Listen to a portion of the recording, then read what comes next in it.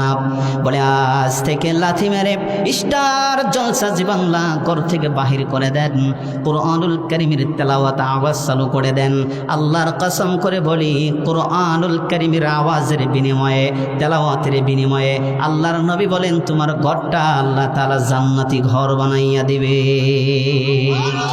শুধু তাই না, স্বামী স্ত্রীর ভিতরে মেয়ের মহাব্বত ভালোবাসা দিয়ে আল্লাহ তাআলা ভরপুর করে দিবে। সুবহানাল্লাহ। সেজন্য আমাদের ঘরটা আমরা জান্নাতি ঘর বানাবো না জাহান্নামী ঘর বানাবো? বলেন। জান্নাতি ঘর আল্লাহ তাআলা যেন কবুল করেন, জোরে বলেন আমিন। যারা আমরা কোরআন পারি সকাল বিকাল কোরআনুল কারীমের তেলাওয়াত করার জন্য চেষ্টা করব ঘরের ভিতরে বসে বসে, ইনশাআল্লাহ। আল্লাহ তাআলা কবুল করুন, আমিন। প্রিয় ভাইয়ার আমার, সেই সূত্রে এই স্পেশাল দামি নিয়ামতের ভিতর থেকে কুরআনুল কারীমের 114 সূরার ভিতর থেকে আমি 41 নম্বর সূরাত হামিম সিজদার একখানা আয়াতে কারিমা তেলাওয়াত করেছি। সূরার নাম কি বলেন তো? হামিম সিজদা। হামিম সিজদা থেকে আমি 30 নম্বর আয়াতে কারিমা তেলাওয়াত করেছি। কিছু সময় কথা বলবো, আল্লাহ তাআলা যদি আমাকে তৌফিক দান করেন, আপনারা যদি ধৈর্য সহকারে শুনেন, আশা করি ইনশাআল্লাহ ফায়দা হবে। ইনশাআল্লাহ থাকবেন তো ইনশাআল্লাহ? আল্লাহ তাআলা কবুল করুন, আমিন। প্রিয় ভাইয়ার আমার, মহাগ্রন্থ আল কুরআনুল কারীম এটা আমাদের ঘরে আছে তো? সবার ঘরে? যাদের ঘরে নাই বাজার থেকে কিনে নিয়ে ঘরের ভিতরে রাইখা দিবেন। শুধু রাইখা দিলেও হবে না, তেলাওয়াত করা লাগবে। অসংখ্য ঘর আছে, বাহিরের ধুলাবালি ঘরে যাইয়া ওই কুরআনুল কারীমের ভিতরে যাইয়া দেখা গেল কুরআনুল কারীমের কদর নাই, ইজ্জত নাই, সম্মান নাই। ঘরের ভিতরে ড্রেসিং টেবিলের উপরে, আলমারির উপরে, সুকেজের উপরে, বিভিন্নভাবে দেওয়ালের উপরে রাইখা দিছেন। একটা দিনের জন্য ধরা হয় না, স্পর্শ করা হয় না, শোনা হয় না। বলে বাহিরের ধুলাবালি যাইয়া সেই কুরআনুল কারীম ময়লা যুক্ত হয়ে আছে, বলে শান্তি ঘরে কেমন করে আসবে? ঠিক কিনা? আওয়াজ দিয়া বলেন। সেজন্যই পড়বেন, বুঝবেন, আমল করবেন, আমলিয়াতের জিন্দেগি গঠন করবেন। ওরে মুসলমান, এই কুরআনুল কারীম থেকে সরে যাওয়ার কারণে বিভিন্ন আযাব আমাদের উপর আক্রমণ করে। বলে যুবকেরা আজকে বিভিন্নভাবে ক্ষতিগ্রস্তের ভিতরে, বিভিন্নভাবে গুনাহের কাজের ভিতরে, বলে সবচেয়ে বড় হাতিয়ার যেটা, সেটা হলো ইন্টারনেট। ঠিক কিনা বলেন?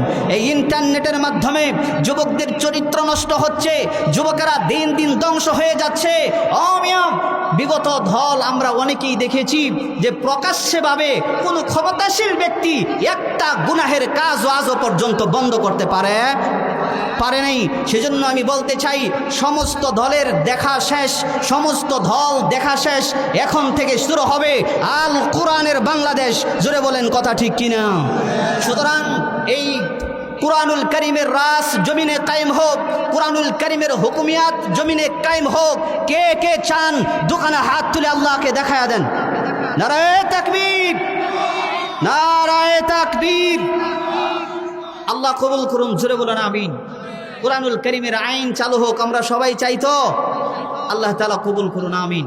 প্রিয় ভাইয়ের আমার, সূরাত হামিম সিজদা 30 নম্বর আয়াতের ভিতরে আল্লাহ তাআলা বলছেন, ইন্নাল্লাযীনা ক্বালু রাব্বুনাল্লাহু সুম্মা ইসতাকামু তাতানাজ্জালু আলাইহিমুল মালাঈকা আল্লা তাখাফু ওয়া লা তাহজানু ওয়া আবশিরু বিল জান্নাতিল্লাতী কুনতুম তুআদুন।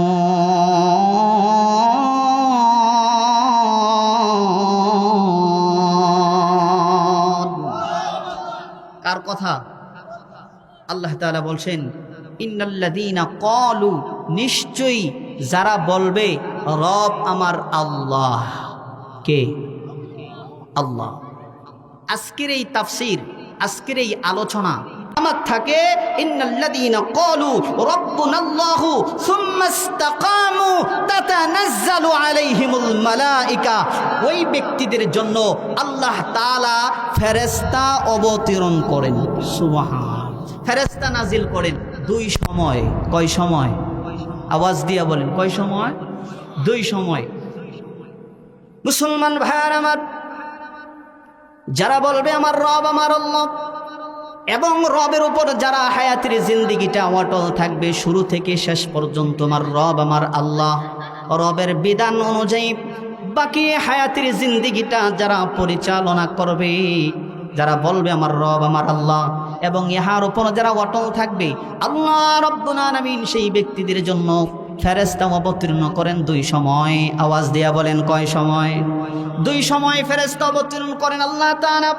রব জানায় দেই মানুষ শুনো রে, বিপদে পড়ে যাবে, মুসিবতে পড়ে যাবে। আল্লাহ তাআলা বিপদ যতই বড় আসুক না কেন, মুসিবত যত বড়ই আসুক না কেন, আল্লাহ তাআলা আসমান থেকে প্রয়োজন হলে রহমতের ফেরেশতা নাজিল করে দিবে।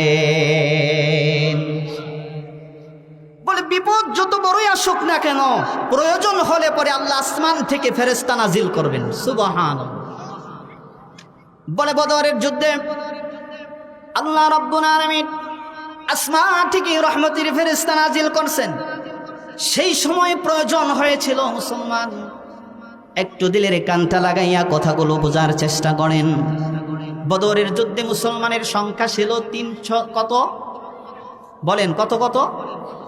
313। কত? 313। ওইদিকে আবার 1000-এর উপরে।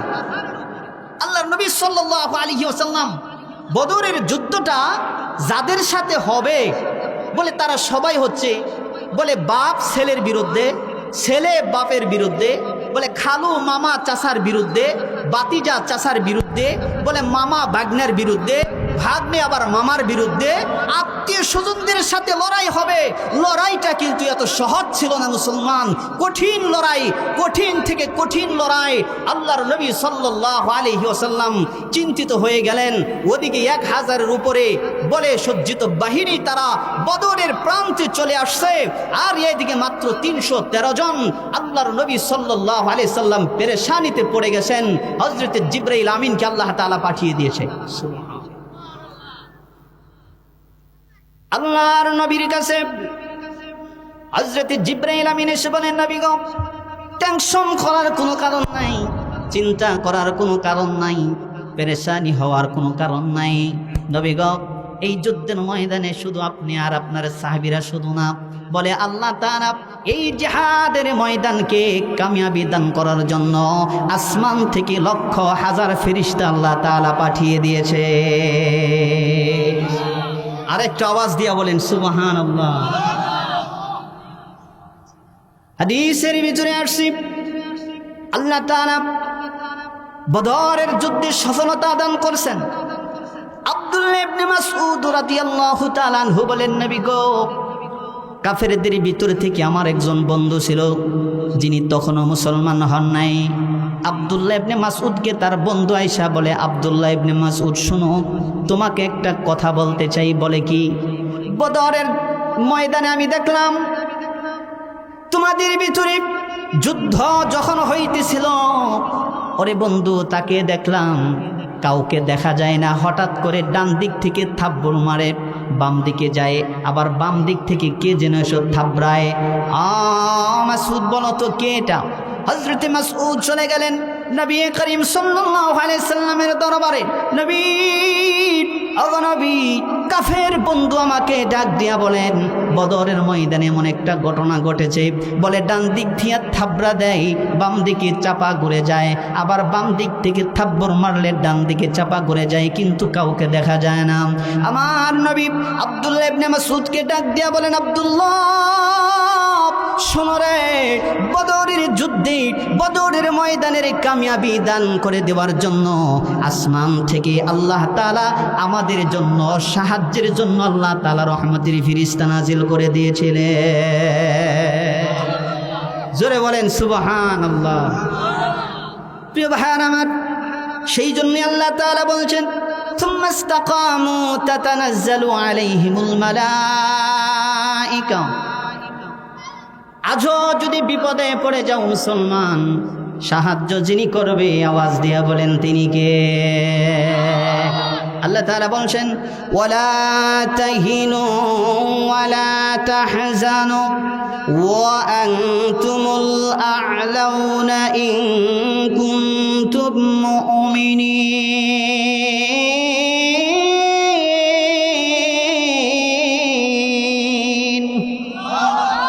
আওয়াজ দিয়ে আল্লাহু আকবার বলেন।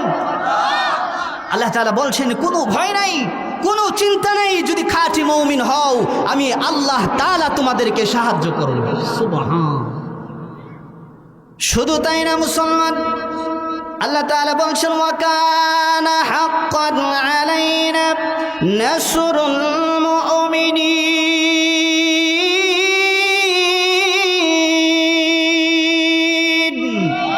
ওয়া কানা হাক্কান আলাইনা নাসরুল মুমিনিন, বলে মুমিন বান্দাদেরকে সাহায্য করা আমি রবের উপর ওয়াজিব হয়ে যায়।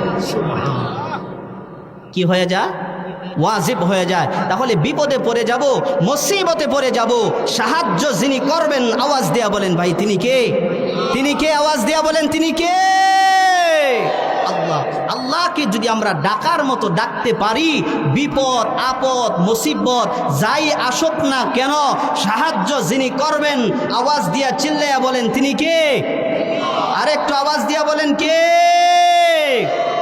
এসো না আল্লাহর নামের গান গাই, এসো না মন প্রাণ জোড়াই, এসো না আল্লাহর নামের গান গাই, এসো না মন প্রাণ জোড়াই। আল্লাহু আকবার বলেন, আল্লাহু আকবার, আল্লাহু আকবার বলেন, আল্লাহু আকবার। ও মধুর নামটি নিলে হৃদয় হাসে, ও মধুর নামে সুখ নেমে আসে, ঠিক না? ও মধুর নামটি নিলে হৃদয় হাসে, ও মধুর নামে সুখ নেমে আসে। ও নামের তুলনা হবে না, হবে না, ও নামের তুলনা হবে না, হবে না, তুলনা নাই নাই নাই। এসো না আল্লাহর নামের গান গাই, এসো না মন প্রাণ জোড়াই। আল্লাহু আকবার বলেন, আল্লাহু আকবার, জোরে আল্লাহু আকবার বলেন, আল্লাহু আকবার, আল্লাহু আকবার বলো, আল্লাহু আকবার, আল্লাহু আকবার বলেন, আল্লাহু আকবার। যে নামে ইব্রাহিমের আগুন হলো পানি, ডাকার মতো ডাকলেও আজও সারা দিবেন তিনি, ঠিক না? যে নামে ইব্রাহিমের আগুন হলো পানি, ডাকার মতো ডাকলেও আজও সারা দিবেন তিনি। সে নামের তুলনা মিলে না, মিলে না, সে নামের তুলনা মিলে না, মিলে না, তুলনা নাই নাই নাই। এসো না আল্লাহর নামের গান গাই, এসো না মন প্রাণ জোড়াই। আল্লাহু আকবার বলেন, আল্লাহু আকবার, আল্লাহু আকবার বলেন, আল্লাহু আকবার। জোরে আওয়াজ দিয়া বলেন আল্লাহ। হয় নাই, আরো জোরে আওয়াজ দিয়া বলেন আল্লাহ। দরদ নিয়ে হৃদয়ের ভিতরে ডাক দেন আল্লাহ। আজকের এই মাহফিলের খাতিরে আমাদের গোটা জিন্দেগির গুনাহগুলো তুমি মাফ করে দাও। জোরে মহাব্বতে বলেন আমিন। আরেকটু আওয়াজ দিয়া বলেন আমিন। মুসলমান ভাইয়ার আমার, আল্লাহ তাআলার এই রবের উপর যারা ইস্তেকামত থাকবে, আল্লাহ রাব্বুল আলামিন দুই সময় দুনিয়ার জমিনে ফেরেশতা নাজিল করে দিবেন। একটা সময় হলো বিপদ আপদ মুসিবতে পড়ে যাবেন, আল্লাহ তাআলা আসমান থেকে রহমতের ফেরেশতা পাঠায়া আল্লাহ তাআলা আমাদেরকে সাহায্য করবে। সুবহানাল্লাহ। আর একটা সময় হলো মুসলমান, যখন দুনিয়ার জমিন থেকে তুমি বিদায় নিবা গো, ও মিয়া এই দুনিয়ার জমিন থেকে বিদায় নেওয়া লাগবে কি লাগবে না একবার আওয়াজ দিয়ে বলেন। এই জোরে আওয়াজ দিয়ে, এই পিছনের যুবক ভাইরা জোরে আওয়াজ দিয়া কও, লাগবে কি লাগবে না? দুনিয়া থাকার জায়গা না। কত টাকাওয়ালা দেখলাম বাইরে, কেউ দুনিয়াতে থাকতে পারে নাই। কত বড় লোক দেখলাম, কত রাজা বাদশাহ এমপি মন্ত্রী দেখলাম রে, যে নিজেও নিজের খোদা দাবি করছে, সেও কিন্তু থাকতে পারে নাই, ঠিক না? কিন্তু কখন কোন টাইমে কোন সময় মরণ আসবে রে আমাদের কারো জানা আমার মরণ আসিবে কখন কেউ তো জানে না, আমার মরণ আসিবে কখন কেউ তো জানে না। আমি চলে গেলে